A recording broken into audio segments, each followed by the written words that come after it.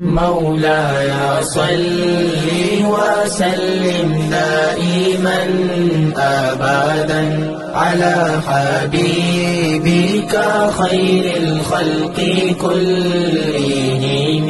بسم اللہ الرحمن الرحیم. الحمد للہ رب العالمین والعاقبۃ للمتقین والصلاة والسلام علی سید الانبیاء وخاتم المرسلین وعلی آلہ واصحابہ اجمعین. اما بعد. بخاری شریف جلد نمبر 1 صفحہ نمبر 361 کتاب الشہادات میں امام بخاری علیہ رحمہ نے باب باندھا ہے، باب و شہادت القاذف والسارق والزانی. جھوٹی تہمت لگانے والے، چوری کرنے والے اور زنا کرنے والے کی گواہی کے بیان میں کہ کیا ان کی گواہی قابل قبول ہے یا نہیں. اللہ رب العزت ارشاد فرماتا ہے، وَلَا تَقْبَلُوا لَهُمْ شَهَادَةً أَبَدًا وَأُولَئِكَ هُمُ الْفَاسِقُونَ إِلَّا الَّذِينَ تَابُوا.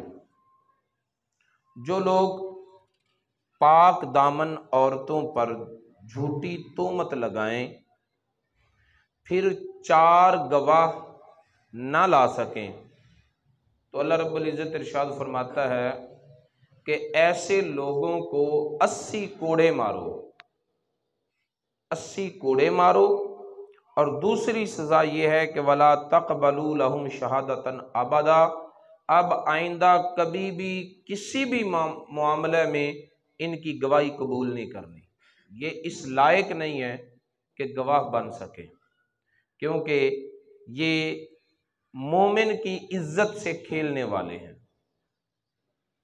تو جو بندہ کسی مومن مرد یا کسی مومن عورت پر جھوٹی تہمت لگائے، آج ہمارے ہاں نظام مصطفیٰ کی نعمت نہیں ہے، فیصلے شریعت کے اصولوں کے مطابق نہیں ہوتے، جس کی وجہ سے ہر بندہ شتر بے مہار کی طرح ہے.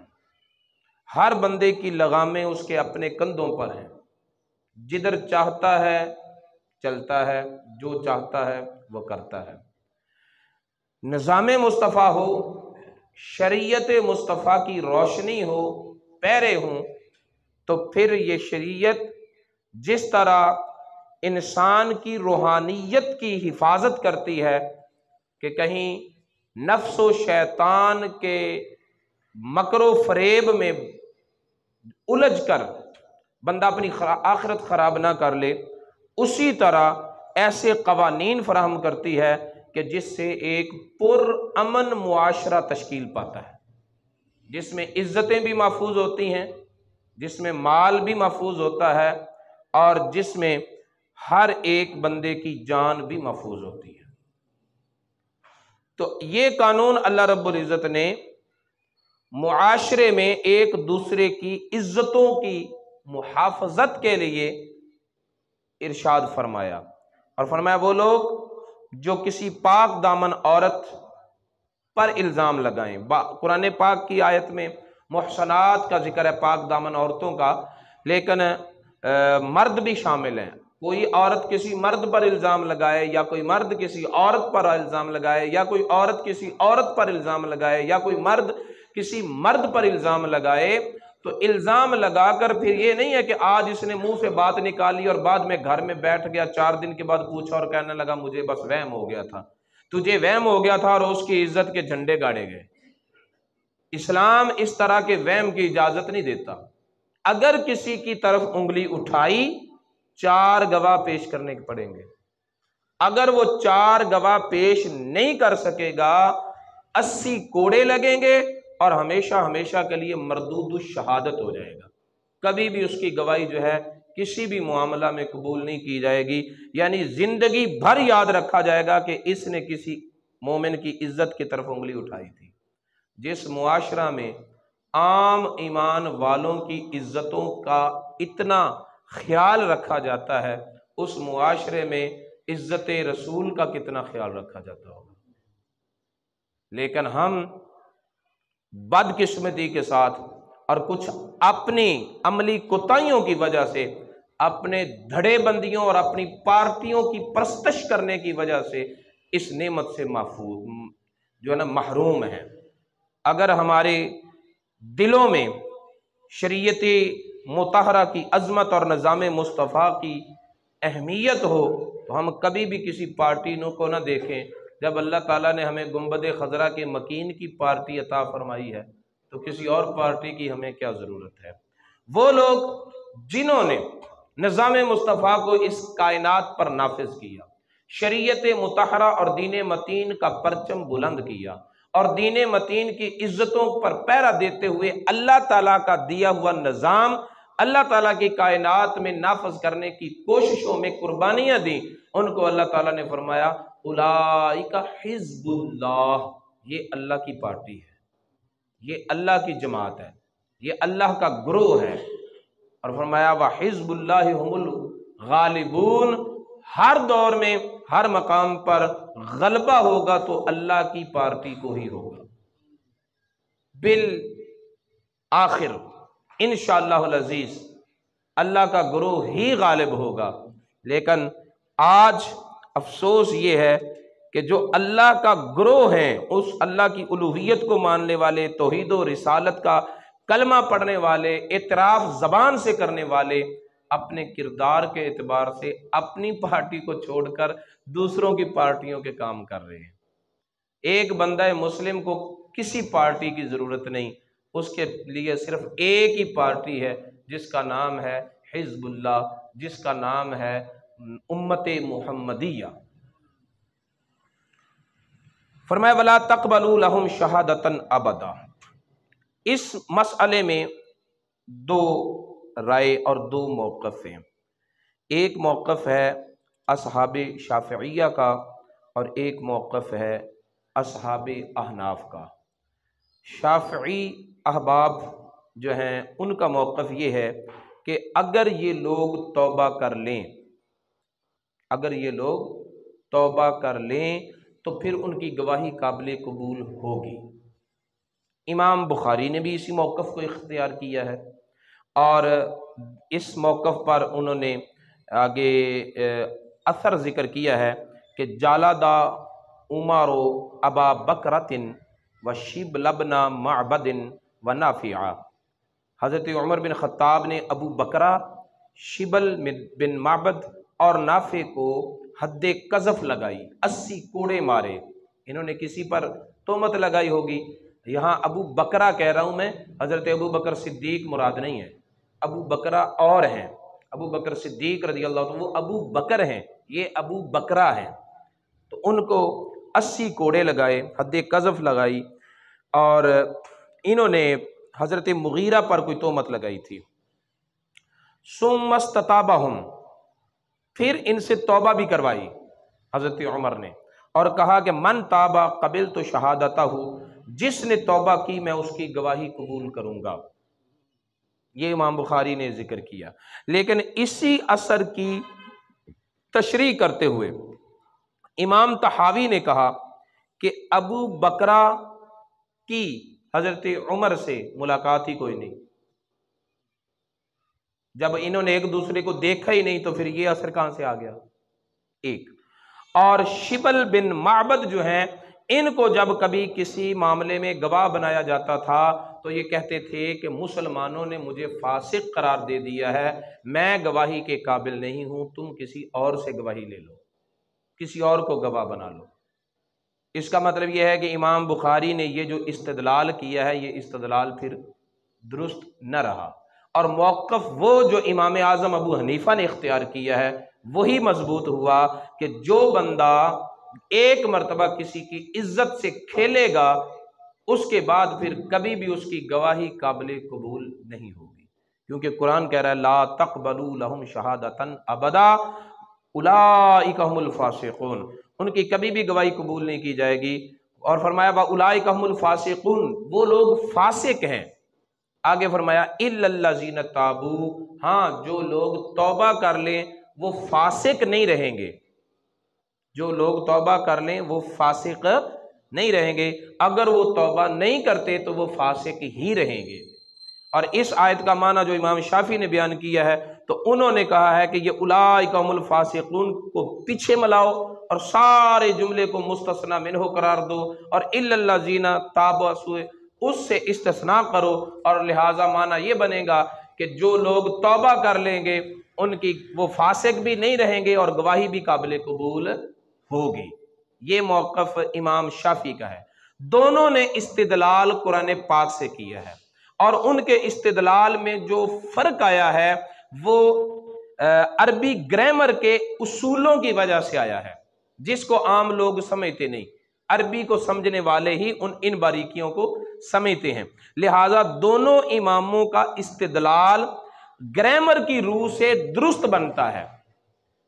ٹھیک ہے، آگے جو دلائل ہیں ان کے پیش نظر امام اعظم ابو حنیفہ کا موقف جو ہے وہ مضبوط ہے، اور اس میں مومن کی عزت زیادہ محفوظ ہوتی ہے۔ جب کسی کو یہ پتا ہوگا کہ اگر میں نے کسی پر جھوٹی تہمت لگائی ساری زندگی کے لیے ذلیل میں نے ہونا ہے، تو پھر وہ کیوں کسی کی عزت سے کھیلے گا؟ وہ سوچے گا کہ اس بارے میں مجھے غور کرنا چاہیے۔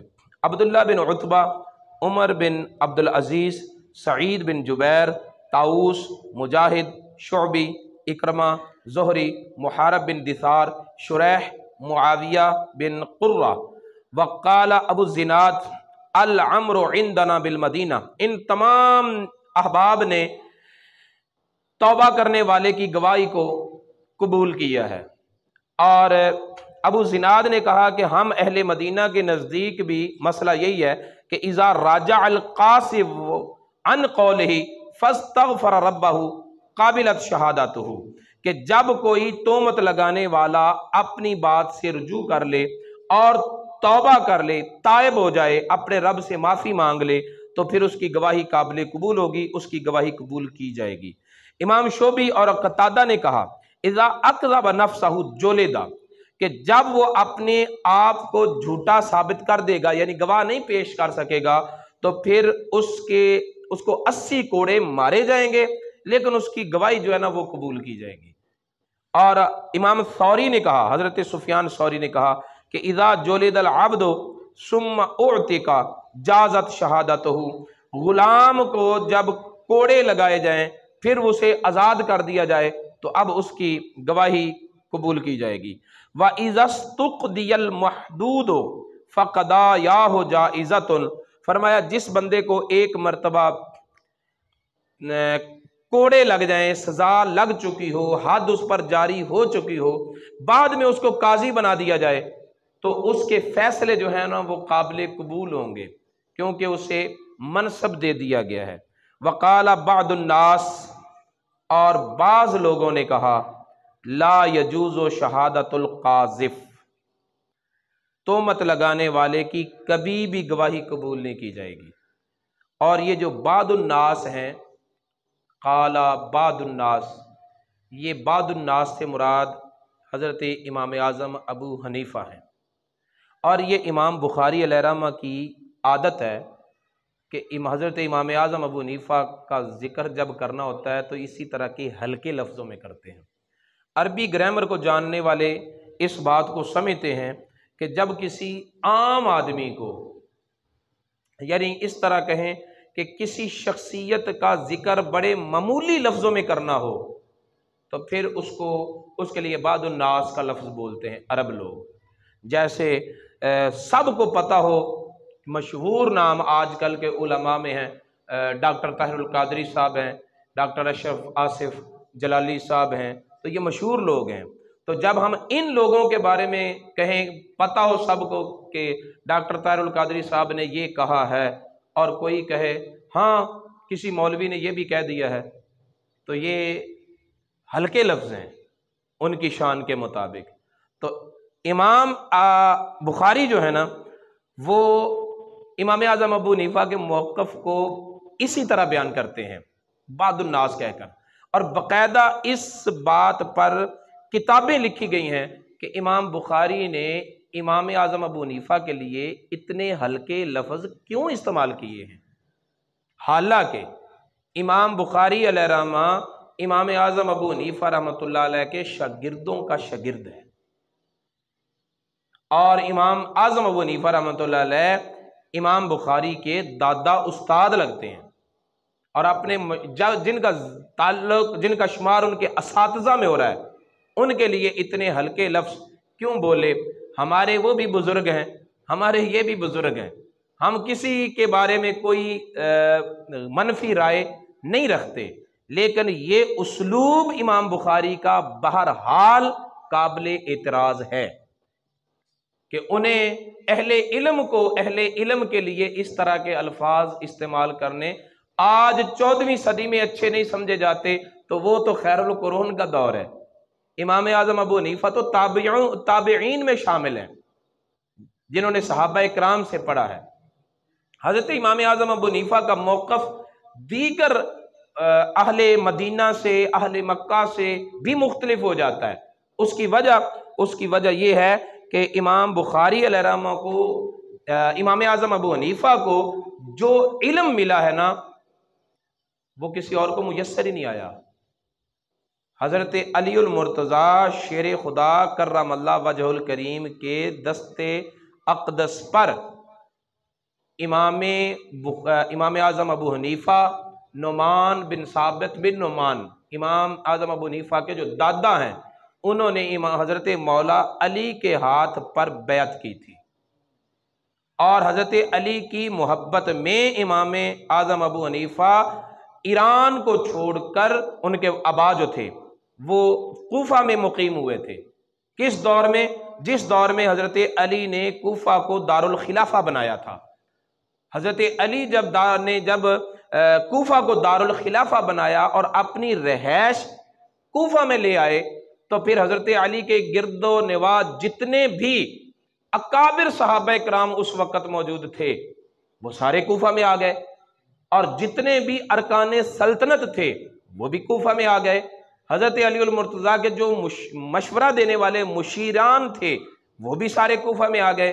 تو حضرت علی کی وجہ سے کوفہ میں صحابہ کرام کی ایک بہت بڑی تعداد تھی، اور اس کوفہ میں حضرت امام بخاری رحمہ اللہ اپنے حالات میں خود بتاتے ہیں کہ میں علم حاصل کرنے کے لیے مدینہ میں بھی گیا ہوں، علم دین حاصل کرنے کے لیے کوفہ میں بھی گیا، مکہ میں بھی گیا ہوں، اور یہ تعداد بتائی کہ میں نے اتنی مرتبہ مکہ کا سفر کیا ہے، اتنی مرتبہ مدینہ کا سفر کیا ہے، اور پھر فرمایا کہ علم حدیث حاصل کرنے کے لیے میں نے کوفہ کا کتنی بار سفر کیا ہے یہ میں تمہیں بتا ہی نہیں سکتا۔ یعنی حضرت امام بخاری کوفہ میں علم حدیث سیکھنے کے لیے اتنی بار گئے کہ شمار نہیں کر سکتے۔ امام اعظم ابو حنیفہ کوفہ میں رہے، یہ علم حاصل کرنے کے لیے وہاں جاتے رہے، اور یہ جہاں سے علم حاصل کرنے کے لیے جاتے رہے ہیں، امام اعظم ابو حنیفہ وہاں پیدا ہوئے ہیں، وہاں بچپن گزرا ہے، وہاں ساری زندگی گزری ہے ان کی، ماں سوائے ان سالوں کے جو آپ نیشا پور اور ادھر ادھر کچھ وقت آپ نے ادھر ادھر بھی بسر کیا۔ تو امام اعظم ابو حنیفہ بہرحال اساتذہ میں ہیں، اور امام شافعی علیہ رحمہ کے بہت سارے موقف ہیں جو امام بخاری نے اختیار کیے ہیں، اور بعض لوگوں نے اسی وجہ سے یہ بھی کہا ہے کہ جو امام بخاری ہے نا وہ یہ بھی شافعی ہیں، لیکن حقیقت یہ ہے کہ ان کا یہ اپنا اجتہاد ہے، ان کا اپنا اجتہاد ہے۔ تو جن کے موقف کو یہ آسانی سے قبول کر لیتے ہیں وہ امام شافعی علیہ رحمہ فرماتے ہیں کہ علم فقہ میں امام اعظم ابو حنیفہ باپ کی مانند ہیں، اور باقی سارے علماء ان کی اولاد کی طرح ہیں۔ ساری امت جو ہے وہ فقہ کے علم میں امام اعظم ابو حنیفہ کی اولاد ہے۔ اور حضرت امام شافعی رحمۃ اللہ علیہ امام اعظم ابو حنیفہ کے مزار پر جاتے تھے تو نماز بغیر رفع یدین کے پڑھتے تھے۔ ان سے پوچھا گیا کہ آپ کا فتویٰ تو یہ ہے کہ رفع یدین کے بغیر نماز نہیں ہوتی، تو رفع یدین آپ کرنا آپ نے ضروری قرار دیا ہے، ادھر نماز میں جائز قرار دیتے ہیں رفع یدین کو، تو یہاں پر آ کر آپ رفع یدین کیوں نہیں کرتے؟ فرماتے کہ اتنے بڑے عالم کے پاس اپنے علم پر عمل کرتے ہوئے مجھے شرم آتی ہے۔ تو امام اعظم کے دربار پر میں اپنے علم پر اعتماد نہیں کروں گا، میں امام اعظم کے فتوے پر عمل کروں گا کہ رفع دین منسوخ ہو چکا ہے۔ وہ امام شافعی جن کے موقف کو حضرت امام بخاری علیہ الرحمہ اپناتے ہیں، ان کا یہ موقف ہے۔ یہ انداز امام بخاری کا بہرحال قابل اعتراض ہے، اور اس پر بڑی علماء نے گفتگو بھی کی ہے، اور اس انداز کو اپنانے میں ان کی وجہ کیا ہے؟ وجہ کچھ مسائل میں اختلاف ہے، مسائل کا اختلاف ہے۔ امام اعظم ابو حنیفہ کا مسئلہ ایمان میں، علم الکلام کا ایک مسئلہ ہے ایمان، تو ایمان گھٹتا بڑھتا ہے یا نہیں، وہ امام اعظم ابو حنیفہ کا موقف کچھ اور ہے، امام بخاری کا موقف کچھ اور ہے، اور اس مسئلے کے اختلاف کی بنا پر امام بخاری نے حضرت امام اعظم ابو حنیفہ کے لیے اس طرح کا انداز اور اسلوب کلام اختیار کیا ہے جو کہ اہل علم کو زیب نہیں دیتا۔ وَإِن تَابَ، کہتے ہیں بعض لوگوں نے یہ کہا ہے، بعض لوگوں سے مراد حضرت امام اعظم ابو حنیفہ ہیں، وہ جائز قرار نہیں دیتے قاذف کی شہادت کو اگرچہ وہ توبہ کر لے۔ ثم قال لا يجوز نکاح بغیر شاہدین فإن تزوج بشہادت محدودین جاز وإن تزوج بشہادت عبدین لم یجز وأجاز شہادت المحدود والعبد والامہ لرؤیت ہلال رمضان۔ کہتے ہیں کہ پھر اگر کسی بندے نے بغیر گواہوں کے نکاح کیا، وہ نکاح جائز نہیں ہوگا۔ اگر گواہوں میں، نکاح کے گواہوں میں گواہی ان لوگوں نے دی جن پر حد جاری ہو چکی تھی، پھر نکاح جو ہے وہ جائز ہو جائے گا۔ اگر دو غلاموں نے اجازت دی تو ایسی صورت میں نکاح جائز نہیں ہوگا۔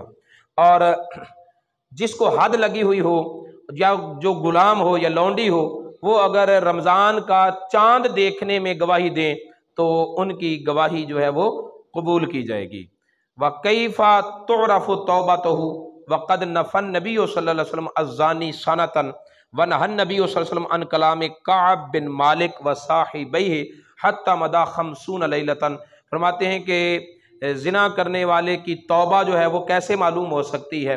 وہ اللہ کی بارگاہ میں توبہ کرتا ہے نہیں کرتا، کیسے پتہ چل سکتا ہے؟ جبکہ نبی پاک صلی اللہ علیہ وسلم نے زنا کرنے والے کو 1 سال تک کے لیے اپنے شہر سے نکال دیا تھا، اور نبی پاک صلی اللہ علیہ وسلم نے حضرت کعب بن مالک سے اور اس کے 2 ساتھیوں سے 50 راتوں تک کلام ہی نہیں کیا تھا، جب تک کہ اللہ تعالیٰ نے ان کی توبہ کی قبولیت کی آیتیں نازل نہ کی۔ جب آیتیں نازل ہو گئیں تو پھر نبی پاک صلی اللہ علیہ وسلم نے ان سے ہم کلامی کا شرف انہیں عطا کیا۔ تو یہ صرف عنوان ہی عنوان ہے باب کا، اس کے تحت جو احادیث ہیں وہ انشاءاللہ اگلے درس میں آئیں گی۔ اللہ رب العزت کی بارگاہ میں دعا ہے نبی پاک صلی اللہ علیہ وسلم کی تعلیمات کو سیکھنے اور ان پر عمل پیرا ہونے کی توفیق عطا فرمائے۔ مولاي صل وسلم دائما أبدا على حبيبك خير الخلق كلهم